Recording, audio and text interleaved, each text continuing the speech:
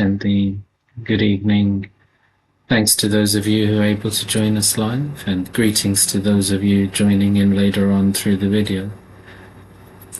Before we begin reading some points on Brahma Baba's virtues, I wonder if any one of you who are here with me now want to ask anything. Pushpab and I received your question the other day, and I did put something in the recording today, but maybe I could repeat it more now if you want to ask anything further. Yes, brother. Yeah. Baba is saying only few people know me well, and even the remembrance also, he says, you are saying I am remembering all the time, but you don't remember me properly. Like those things I don't understand. And the other thing is about the subtle body. Are we creating the subtle body, or it's already in us, or are we creating through our thoughts? The pure thoughts is the subtle bodies we are creating, or those things? I have some doubts. Can you please explain those as well? Thank you, sisters. So you're obviously thinking on a very deep and subtle level. Those are quite deep questions, I think. So the first one, I think we have to appreciate that the Murlis that we're hearing Monday until Saturday were spoken in the 1960s. And at that time, everything was very new for the Brahmins. So when we hear Baba's comments, that you don't know the Father as he is, what he is, you are not remembering accurately, I think it's not so applicable now. It still can be, but I think now the Brahmins have a lot more knowledge, a lot clearer knowledge. In the 1960s, many of the BKs had the bhakti filled in their intellect. And when someone has done a lot of devotional practice, a lot of devotional listening, it can take them many years, maybe even 10 years for that devotion to come out of the intellect and the knowledge to fill. You have to listen to the Murli every day, and bit by bit it begins to make sense. So I think a lot of it is contextual there. I was listening to the experiences of one of the mothers of that time, and she came to Baba, I think in the late 1950s or early 1960s. And I think it was somewhere like Kanpur in India, somewhere like that. And Daddy Gulzar was their center teacher at that time. And she was explaining that at that time, Shiv Baba was sustaining the Brahmins a lot through visions, a lot through trance.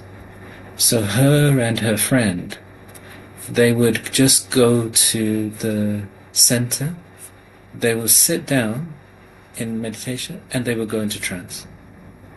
And they would have some visionary experience.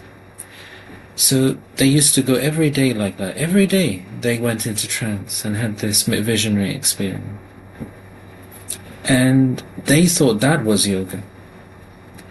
And it was only when Daddy Gozar then explained to them, you have to consider yourself to be a soul, you have to remember Shri Baba, that they began to understand that this is what yoga is.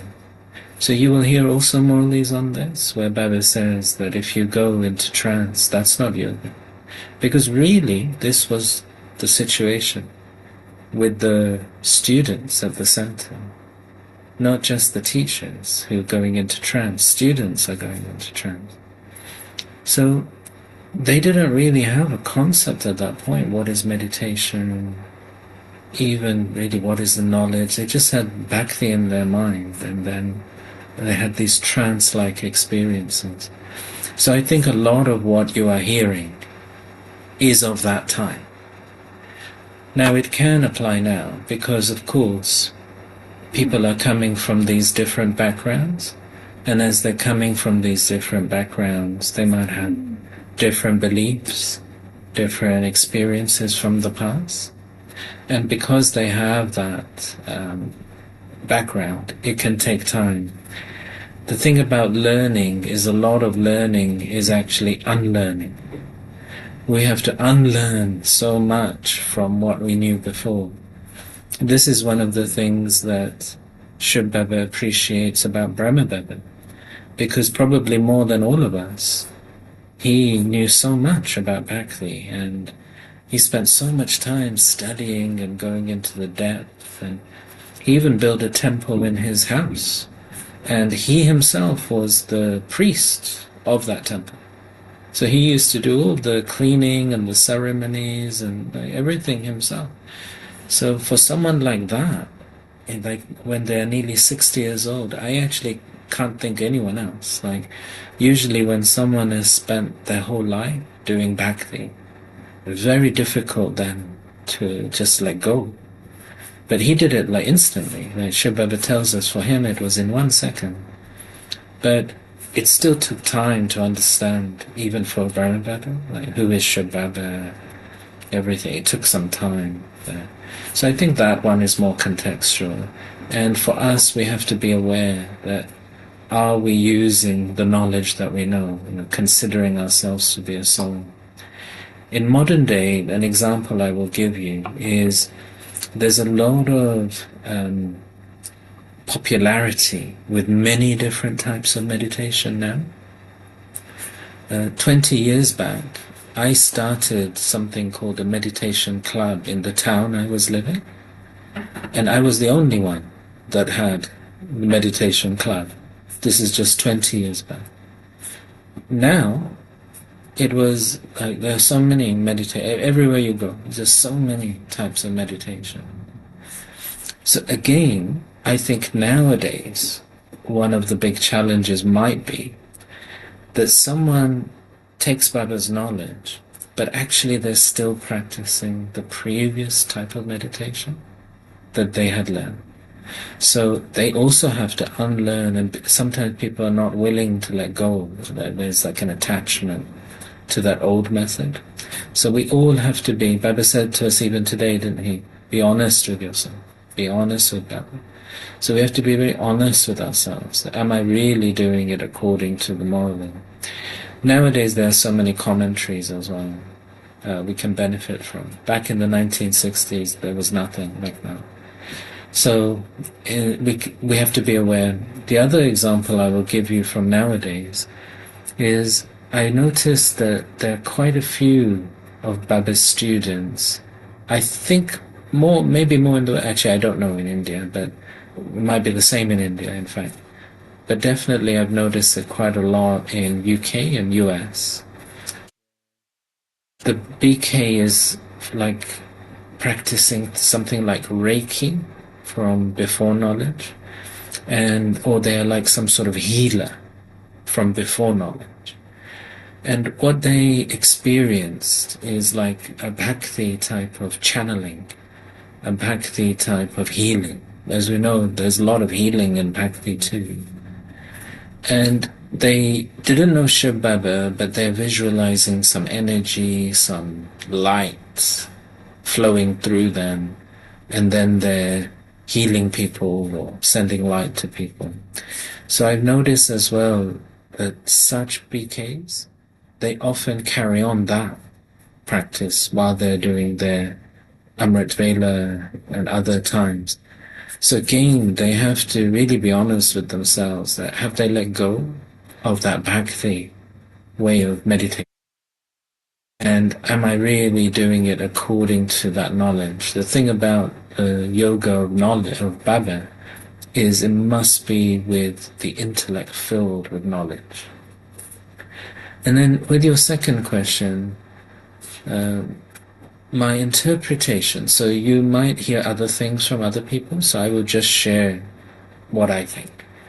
It might not be correct, but just what I think. So my perception about the subtle body is that it's the manifestation of our mind. So in Hindi, it is a little bit more clear. The word for incorporeal in Hindi is nir-akar. Nir-akar. And the word akar, A-K-A-R, that means subtle body. And the word nir, N-I-R, when you add nir at the start of some word, it means without. So the word for incorporeal in Hindi literally means without a subtle body. So my interpretation is that when we are a soul in the soul world, we don't have the subtle body because the mind is introverted. We are in the seed form. And then the soul gets planted like as a seed. It leaves and gets planted here into the drama. At that point, I think the mind, intellect, and the sanskars, it's like they unfurl out of the soul. And the mind fills the whole body. So there's like a subtle body of the mind, and then you have the physical body. So here we have three things. Nirakar, soul, akar, subtle body, and sakar, physical body. Would you like to get in any further clarification? Is that clear for you? Yes, brother. Yeah, thank you. Thank you. Would anyone else like to ask any question?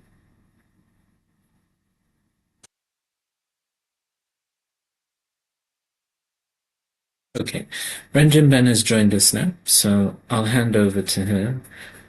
Those of you that have joined us previously this month or watched the videos later on, you'll know that we are running through Brahma Baba's specialities. And it's been very appropriate because this week we've had two Murlis on becoming Bab Saman. And Baba tells us we got to see Father, follow Father, got to become like Shri Baba in his qualities, and we've got to become like Brahma Baba in his qualities. And so thinking about Brahma Baba's virtues is very helpful, particularly in this month where we gain extra blessings. And today's Murli was about that introspective checking. Baba says, check your register. And he is talking about our behavior, our virtues, also our timetable, lifestyle.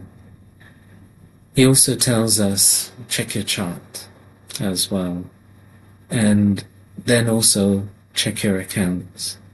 So all of this is about that checking. And Brahma Baba, he's able to be that one soul who became perfect in all the virtues, perfect in all the powers.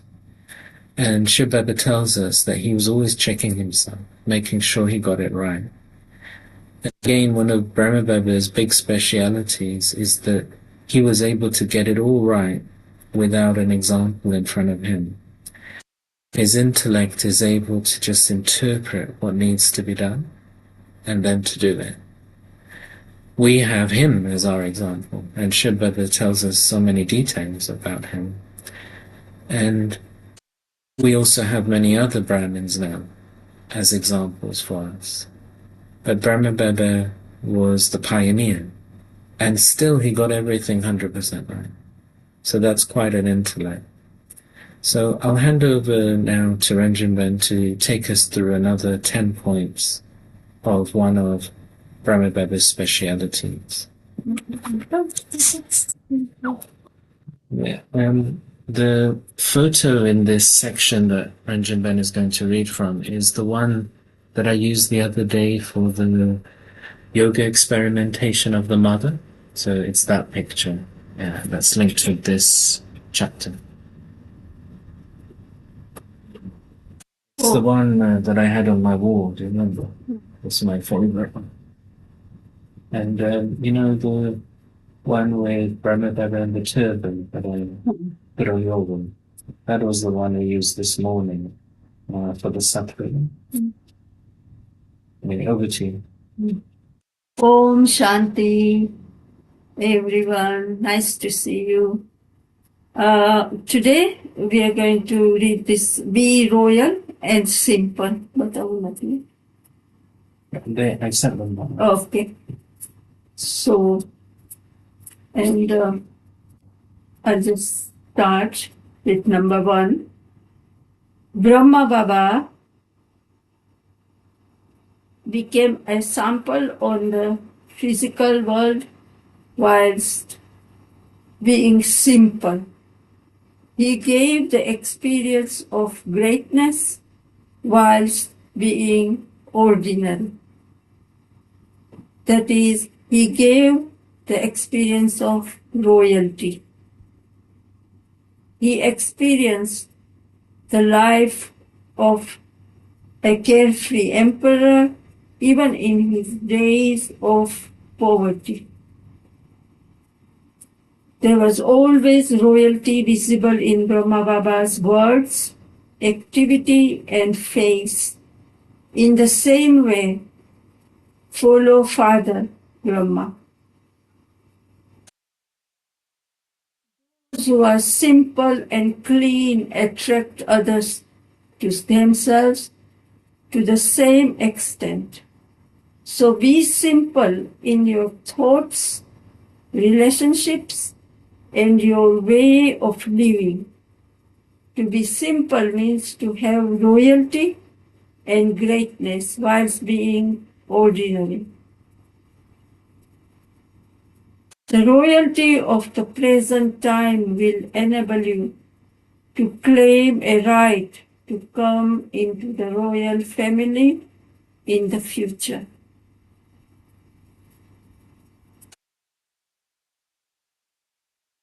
Number 2, in order to attain love and cooperation from everyone, be simple. By being simple, you will never be a problem either in your Lokic family or in the divine family. Those who do not remain simple become one or another problem for the self or for others. Those that have any confusion or any problem in their mind would not be called simple. So Baba explained simply what simple means. Those that have any confusion or any problem in their mind would not be called simple. Simple activity is a sign of greatness. To be simple, not just in your dress, but in everything else as well is spiritual royalty. So Baba says here, to be simple, not just in your dress, but in everything else as well is spiritual royalty. Number 3, the definition of the word simple is very deep. Simple means completely pure. To be egoless means to be simple. To be without anger and without greed means to be simple. This simplicity is a means of purity. The extent to which someone is simple, so he is beautiful, that is royal. In order to become simple, become innocent of the knowledge of Maya and become a saint in knowledge. Just as you have the childhood sanskars of this life,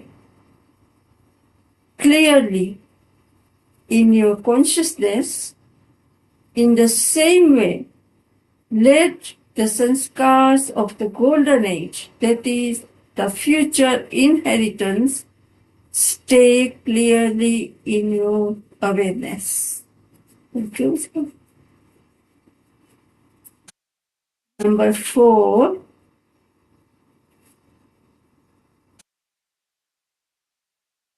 you are the most royal Brahmin souls out of the original, eternal, and worship-worthy forms. The main sign of the spiritual royalty of Brahmins is royalty, that is honesty. I think it should be reality. But should be, but here it says royalty. So the main This actually means the same word. same, yeah, okay. The main sign of the spiritual royalty of Brahmins is royalty, that is honesty. The Spanish word Real means royal. There's a famous football team called Real Madrid, and that means Royal Madrid. Real means royal. Your attitude, vision, words, and activity all be truthful. Then you will be called the royal souls. So past few months we have been having Murlis about attitude and words, actions, vision. Let your attitude, vision, words, and activity all be truthful. Then you will be called the royal souls.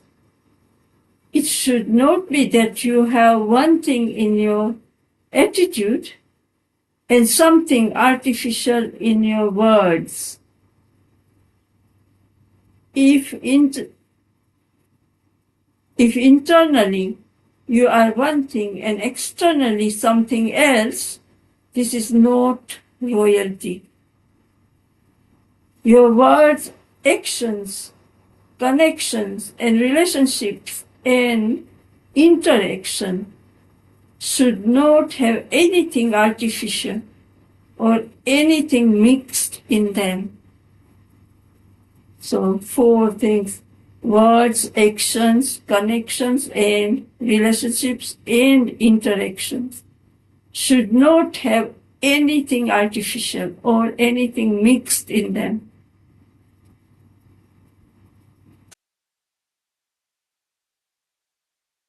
Those who are royal souls will constantly remain happy both in their heart and on their face.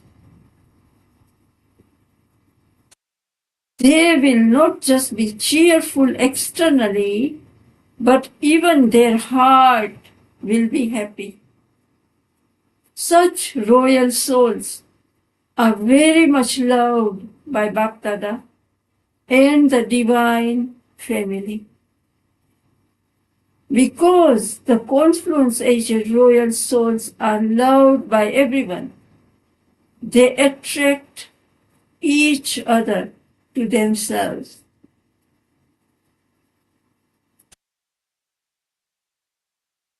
However, the sign of royal love is that they will be as detached as much as they are loving.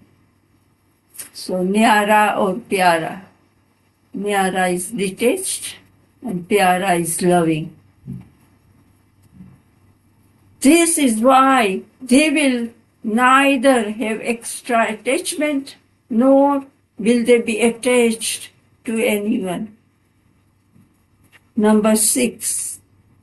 In Brahmin life, those who are complete and overflowing in their mind are said to be royal.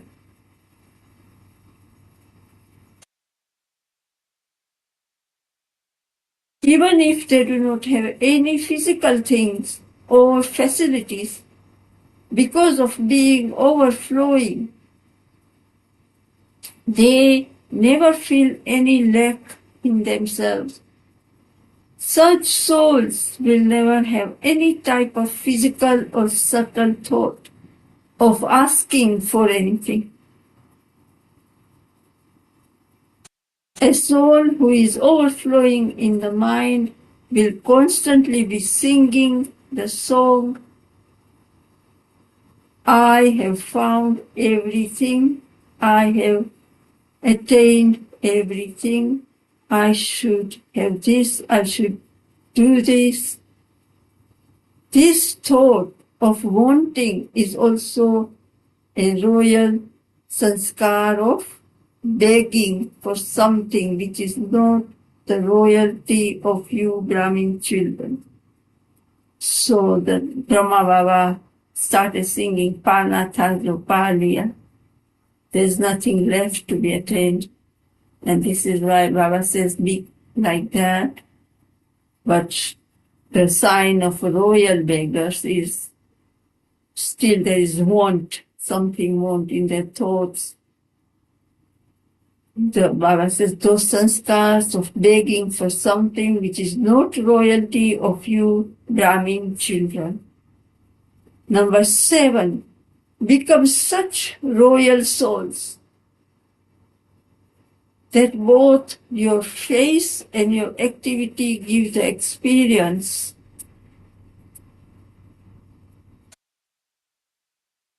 of the manners of truth. I think Baba means in Hindi, I think it's Satyata ki Sabyata, manners of truth. Satyata ki Sabyata. Royal souls are called the goddesses of manners. Manners and truth should be automatically revealed through your every action and your way of seeing, way of walking, sitting, standing, eating, and drinking. The power of truth is the greatest of all. No reason or being can hide the royalty of truth. The truth is always the truth. It has the speciality of automatically being self-evident. So don't have to prove or show, it is self-evident. Number 8, to the extent that you have the awareness of your real form of the soul, so in your physical features also, alokik royalty will be visible. Whoever sees them, it will emerge from their lips that this one is not from this world, but an angel from the alokik world, or that he is an angel of heaven that has incarnated. And so when there were dadis and they were in Karachi, Dadi Janki's often and Didi, and they've shared that whenever when they went to a market to get veg, whatever, they said, you are Allah Log. This is what Pama meant, Allah Log. Allah Log means angels, Alokik, or angels of heaven that has incarnated. Your spirituality, your spiritual royalty should give others such an experience. The more you stay in the real awareness of the Father, the more there will be royalty visible in your every word and every action. So Baba gave us the method. I'll read it again. The more you stay in the real awareness of the Father, the more there will be royalty visible in your every word and every action. When your every action is true and elevated, it will be experienced as a divine activity. Number 9, the confluence-aged royal souls are those whose vision, attitude, and physical senses are royal. Royalty of attitude means to interact with every soul with the attitude of good wishes and pure feelings. So in Hindi it is Shubh Bhavna and Shubh Kamna. So Shubh Kamna is attitude of good wishes and Shubh Bhavna is pure feelings.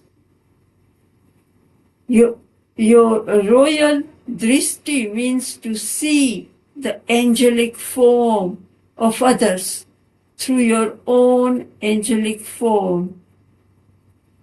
Royal physical senses means to constantly give and receive happiness. In Brahmin life, through your own spiritual royalty, give everyone the experience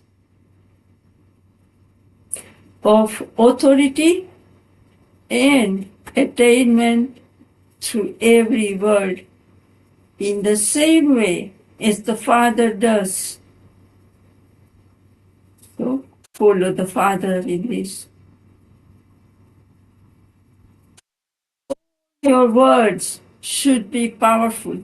That is, there should be true elevated versions that bear fruit.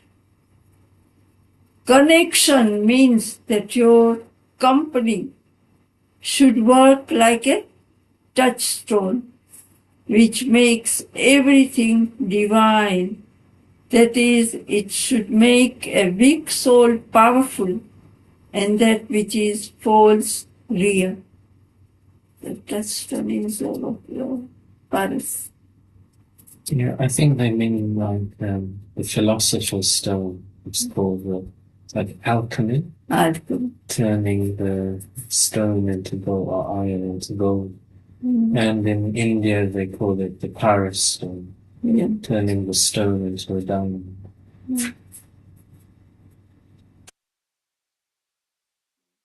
Connection means that your company should work like a touchstone, which makes everything divine. That is, it should make a weak soul powerful, and that which is false real.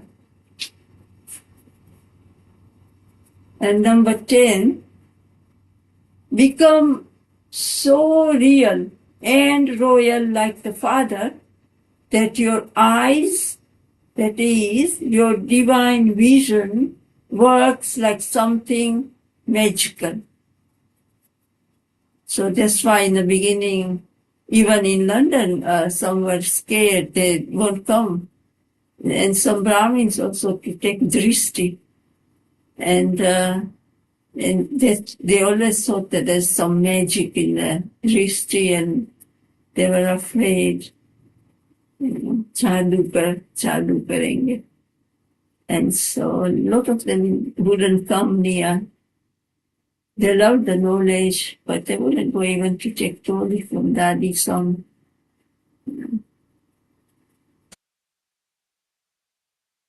Through these divine eyes, in one moment, let there be the experience of the subtle angelic form, the experience of the form of the soul being a resident of Paramdham, and the experience of happy life of heaven.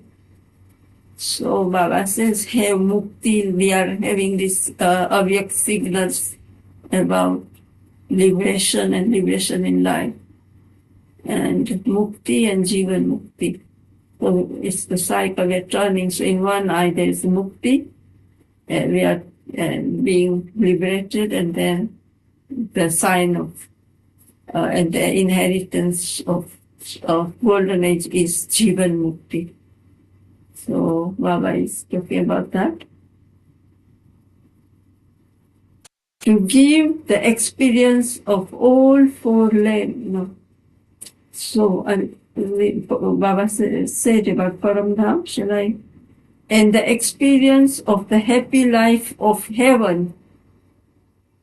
So, to give the experience of all four lands in 1 second is the task of the souls who are royal, like the Father.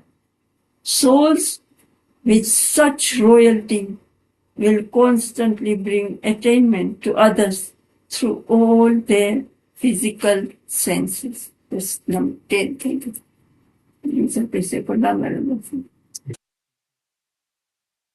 So, well, this is why Baba has been emphasizing on, underlining on 1 second, drill and flying, because of the time, and you can see why,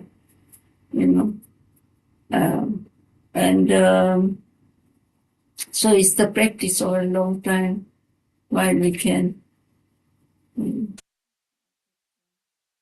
This was very deep, very simple. Baba explained everything, but very deep, and there are lots of ways to use the 8 powers as well, power to discern, and Baba started with.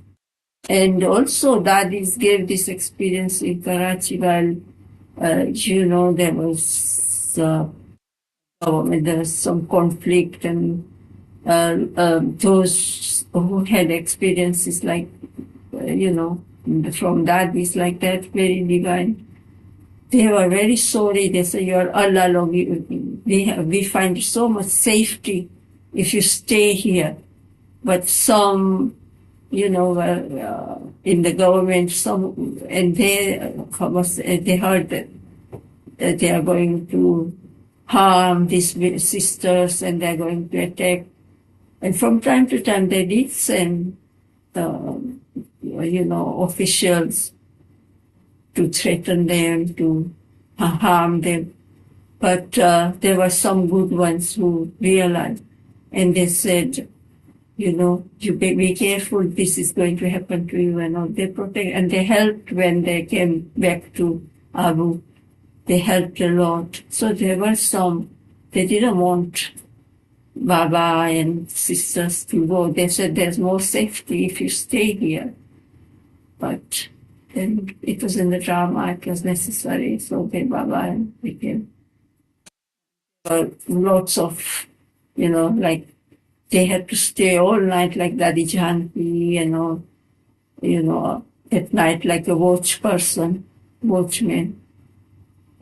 Dadi Chandramani, they used to take turns to stay awake all night. And, they used to come and scare them. But Baba asked them to be a Shiv Shakti, made them so strong. Otherwise, they were very afraid, because these are giant, like big men who would come at night and scare them. So this is how Dadis, and they all have practiced and made their stage. Would anyone like to share anything or ask anything?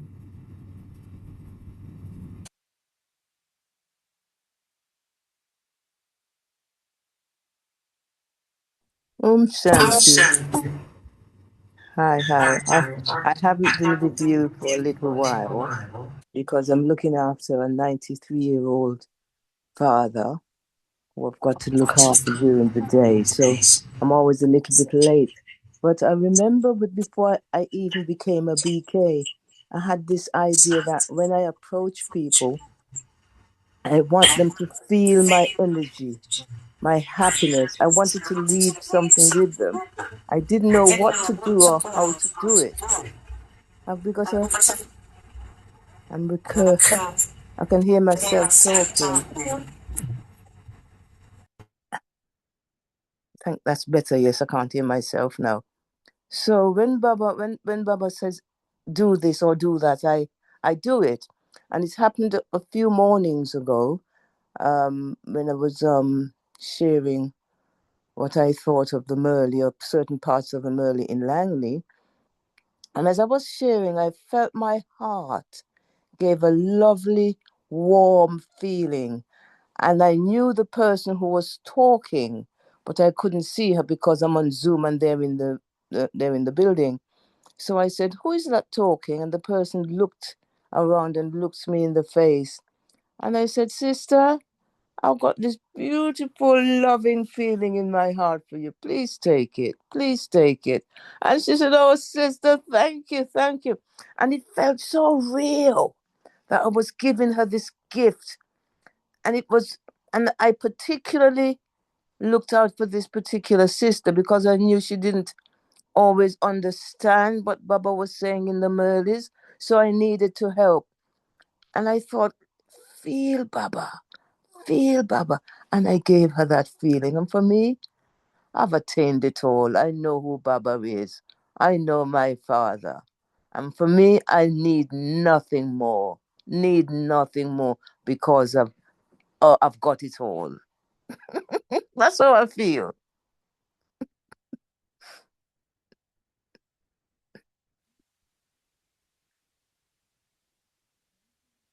Can't hear you. Thank you, sister. You might need to, just in case it echoes, then just mute yourself if needed. So thank you for sharing that.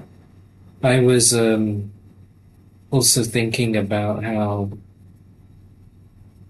this topic of royalty as a virtue is an interesting one.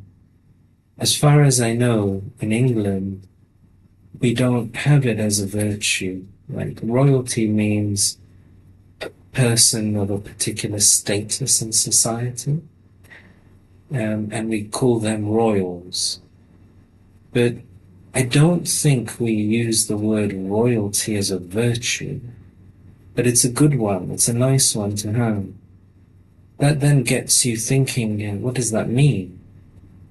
And what was clear from these points is that Baba is using that old definition, that original, like the etymology of the word, really, the origin of the word, that royalty comes from that word reality.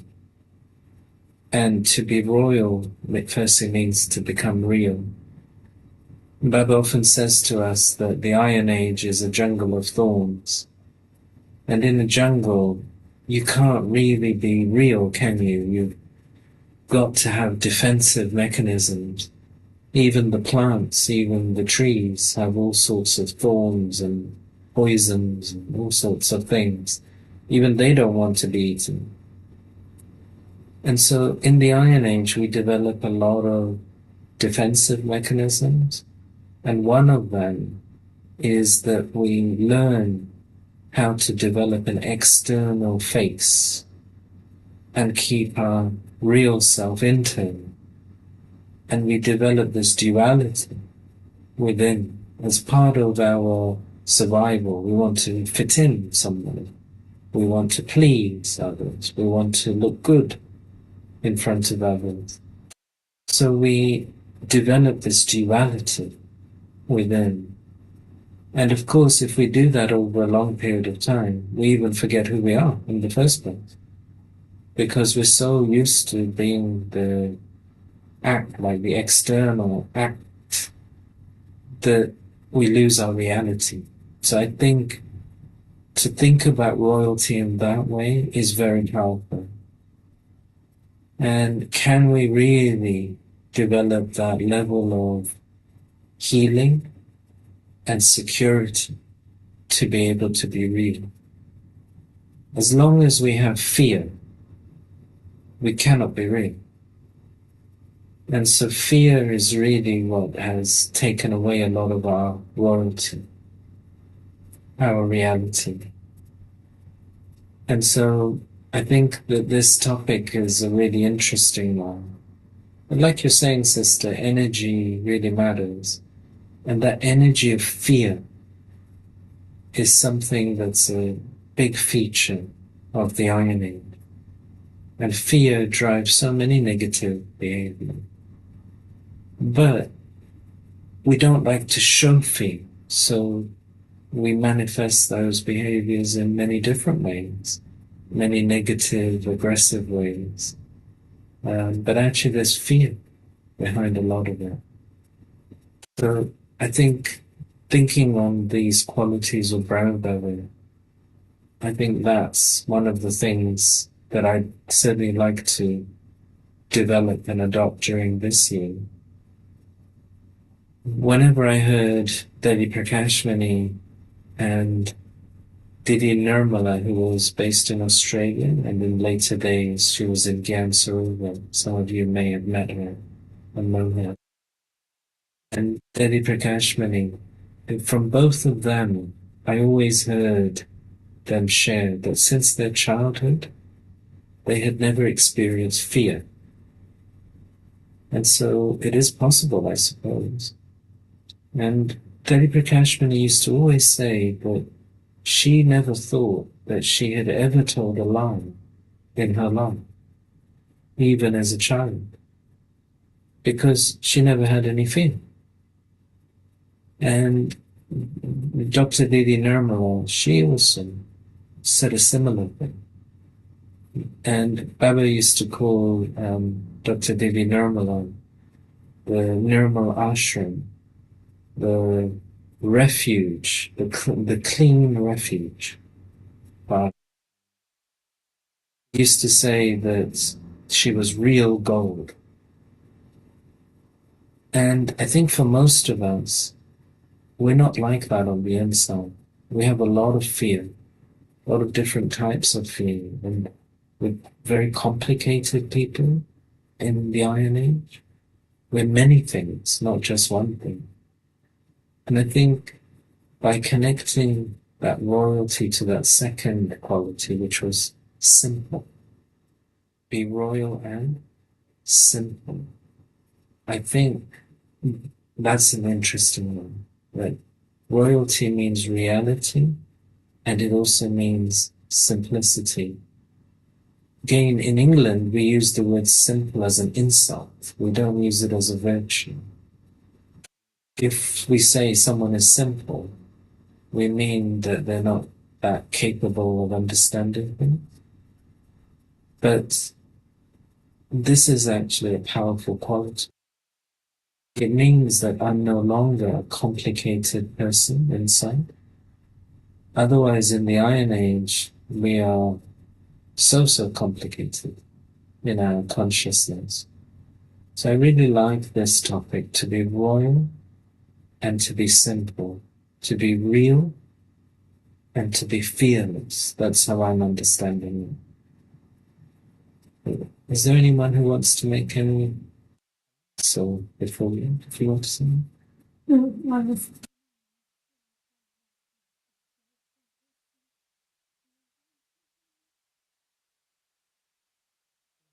Linked. I think Rupali's question when we met Gentavidi was around the balance, wasn't it? Self-respect and humility. And I think it's linked. As long as we have fear inside, how do we have real self-respect? We don't. The fear will always take us away. Because in a sense, both ego and low self-esteem, they're both based on fear, aren't they? Ego is also fear-driven. So low self-esteem, someone is playing themselves down because they're afraid as well. So I think that's the way we do it.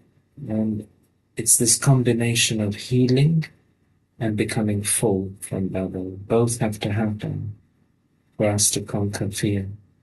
Rupaliban, you want to come in? Hello, hello everyone. I'm Shanti. I'm at work actually, but I missed actually. I wanted to join since 12:30, but really just hearing the talks from the last bit that you were sharing about royalty and simplicity. Sorry, I'm not really caught up with the whole thing, but um, yeah, I guess fear is something I'm working on too, to a large extent. Um, I feel like if I'm silent and if I take the energy of the soul world, um, which is what I'm practicing at the moment, just to be a point and just experience silence, um, the things get easier and simpler, I guess, would be the right way to say. And they just happen, they don't bother afterwards. But that awareness of going in the soul world, being as a point, and just experiencing silence, really inside, to just silent everything is something I was reflecting upon. Yeah. Yeah, good point. And you reminded me of something Lady Jenke used to say. She said that one of the things we have to become simple in is our thinking. And like you said, just being a point, considering yourself to be a soul, remembering Baba, it makes us think less, be more simple. And Daddy used to say that the best stage of all is just not to think. Because often it's our own thoughts that make everything complicated. And actually just giving ourselves a break from our own internal narrative is what makes life easier, like you're saying. So yeah. I think that's definitely another feature of this simplicity and royalty. Yeah, just trying to look at the situation from a not the regular perspective that I have been looking at it as all the time, and just taking a pause and seeing if I'm doing the same thing that I was doing before I was with Baba, or even while I was with Baba for quite some time, until I understood that this isn't the right approach to handle a situation, because this is not going to otherwise not come. If I handle it differently, then I may be able to let it go. So, yeah, just understanding Baba, really. Yes, I think so. And I think we look at Baba and he does everything through subtle vibrations, doesn't he? He impacts the drum. And so this is really what we got to do. And I'm always training myself, and you reminded me that we got to put a full stop and not put the question mark. Everything that happens in the drama, it's when we begin to engage with it. We begin to put the question mark, put the exclamation mark. The situation that enters us, those two are the doors for the outside world to fill inside. Delhi Janki used to say that such a big world is filled inside such a tiny soul. And this is what happens, that we got the Iron Age is not just outside. We filled the Iron Age inside. And actually, these practices of yoga, using knowledge to change our way of thinking, to change our outlook, like you were describing, what we're doing there is actually getting the Iron Age out. It can't be inside of us. Inside must be the confluence. Outside is the Iron Age, we know that. But we can't change that like on a day-to-day level. It will still be the Iron. But like you're saying, am I now handling it like I'm at the confluence? Or am I still handling it like I am still in the Iron? So I think that it's a good training that we have to give ourselves.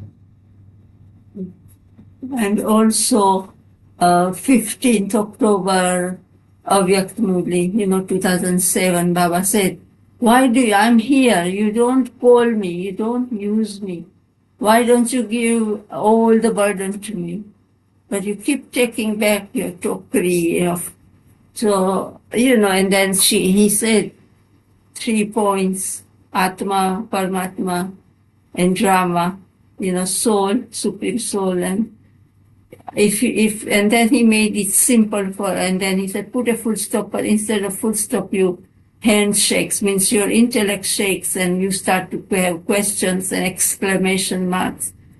And that's why you keep on taking your burden back instead of giving to Father. And if you find that difficult, dualo, give blessings, take blessing. Baba even said that simple, that much. And keep revising. It's October 15th, October 2007. Baba said, you don't use Baba enough. You don't use your powers. And this fearless, we are Shaktis, we have all the weapons. Shaktis are always shown on riding a tiger or lion because Shiv Shakti, is fearless. That is our symbol. So, using all this. You can explain more. Okay. So, but Also, the need of, sorry, yeah, the need of the people like in my office environment when I go, I feel like everybody is so stressed out, and it just is very hard for me to not stress out because I get into those energies sometimes.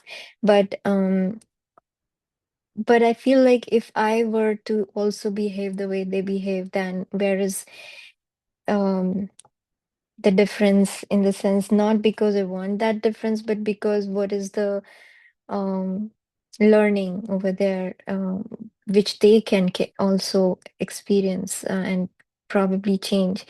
So I just felt like that was a need, more like a need. Yeah. Yeah, and I think absorbing other people's energy is always something that's a challenge. For me at the moment, there's two things that I keep reminding myself of in those situations, whether it's family, whether it's work, even with Brahmins as well, is firstly, I have to keep my boundaries. There has to be clear boundaries, and I mustn't be, because sometimes we think we've got to be like very compassionate, but we're actually just getting too involved with things. So we have to make sure that there's the boundary there. The second thing is I'm definitely saying and writing much less than I used to in the past. So sometimes the email exchanges and the conversations that we feel like we have to, someone is talking and talking, and we feel we've got to talk and talk with them. And we just get absorbed then in the conversation with them, and they take us into their stress and into that. But I really don't now do that. I don't see that it is that helpful for me to do that. And similarly with email exchanges. So I'm much more likely now to handle it by not doing anything. And sometimes that is really, I think, the key in an office environment. Actually, the not doing is the best thing to do. And things they either just pass by, the cloud just passes by, or some solution just comes, or there's another change of idea, and it just happens. So I just let things like the river, just let the river flow, and I carve out my own, that what do I need to do? And I do that.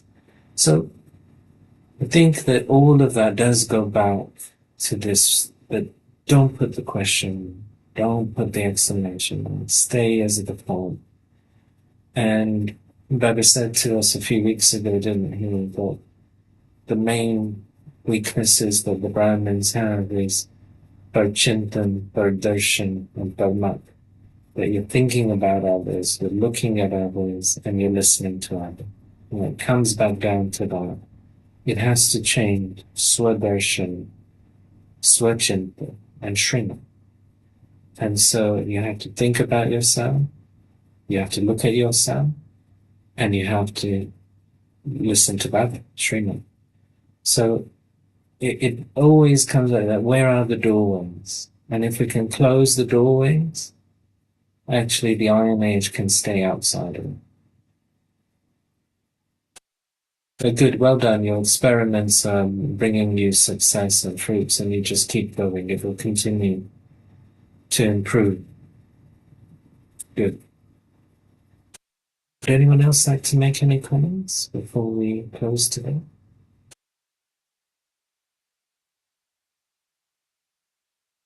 Okay, so a good discussion, some good points and questions today. So let's finish with a few minutes of Baba's remembrance. And it's just a practice, like Jayati Ben said, or angelic practice.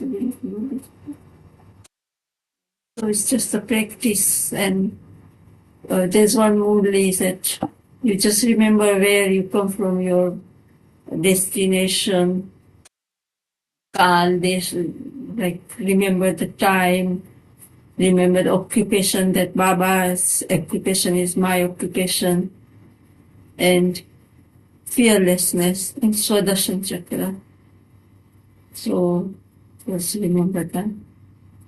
Because Krishna has been remembered for Swadashan Chakra, cutting the Maya's head. He wasn't killing other people, but it's just thoughts, and so more churning. And like you say, when you go in silence, other day Sudesh Ben said, going deep into silence begets the violence and inner violence. First we start all this, our innates, they actually, it's not outside, it's our own, like, and so if you more we go in silence and remember that where I come from, like Dadi Janti, who am I? Who do I belong to? What do I have to do? She always said, I'm teaching myself, and she did it. Always aware. All the daddies, and they always went back to that simple first lesson. And this is how they made their lesson. So all the daddies you ask, they just practice. They didn't go into many difficult things, just this simple, and they kept themselves grounded by doing this, because then they didn't allow ego to come, mine, I, me, and wanting wanting praise or whatever. So they just made it so simple for themselves. Pushpaben, did you want to ask anything? I just thinking about us. I was thinking, am I ready to leave my body and like that, but I still have fear, for only that thing. I was just thinking about the fearlessness. I don't know. I might not have enough practice, so I don't know. Yeah. The thing is that fear of death is the foundation fear. This is the one that came since the beginning of the coppery. Baba always tells us, doesn't he, the golden age and the silver age is the land of immortality, not because they don't leave the body, but because they don't have any fear of death and they don't have any experience of death.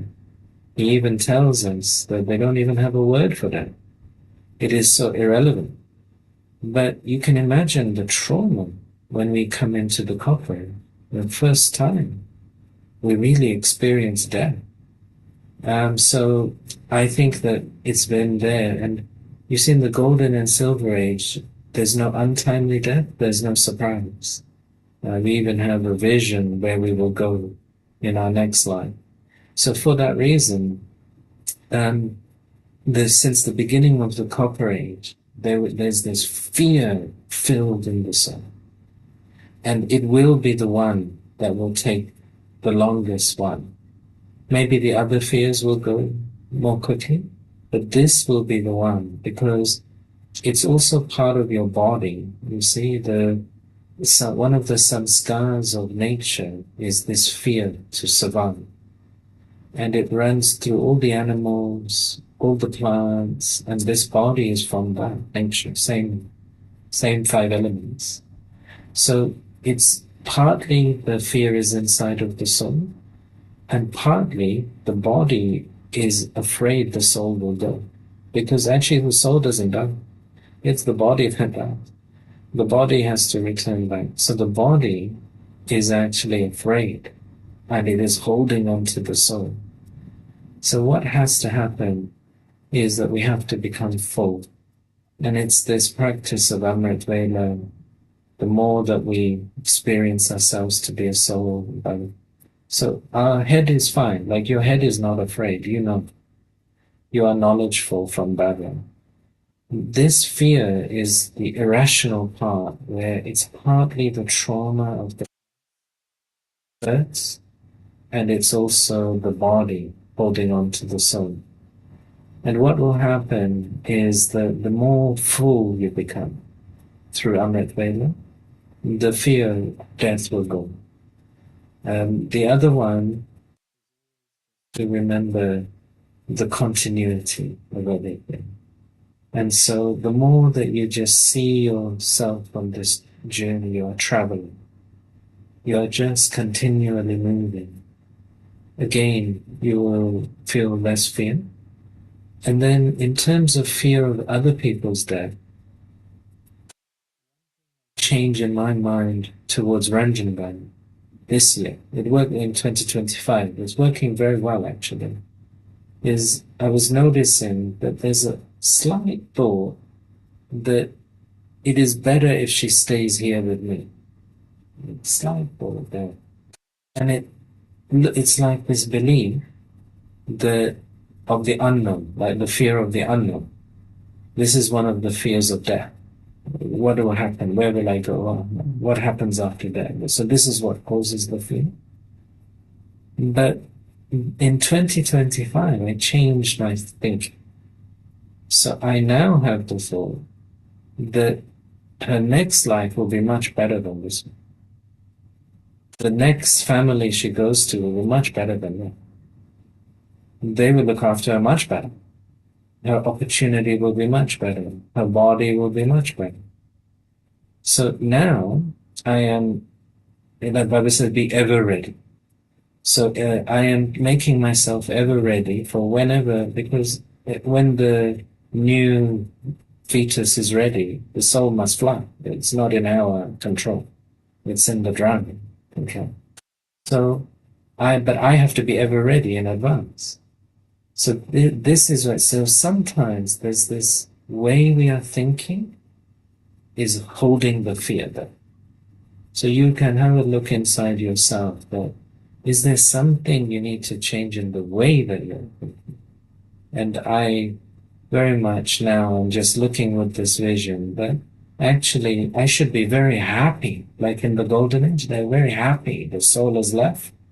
They will have even better time, wonderful time in the next life. This is in the Golden Age, how we think. We don't think, oh no, the person has gone, what a great life. We don't think like that. We think we are celebrating. Baba says that you have like a, like it's like a celebration, drums and bugles, even when someone dies, because you are not celebrating their death. You are celebrating their next life. It will be even better. So I should have that from men. This type of, why are we crying? We have so much knowledge and we are crying. This doesn't make any sense.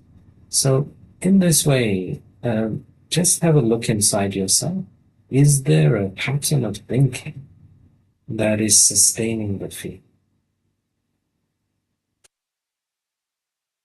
Really good questions you've all asked today. Thank you. Yeah, welcome. So let's finish with a few minutes of Bala's remembrance.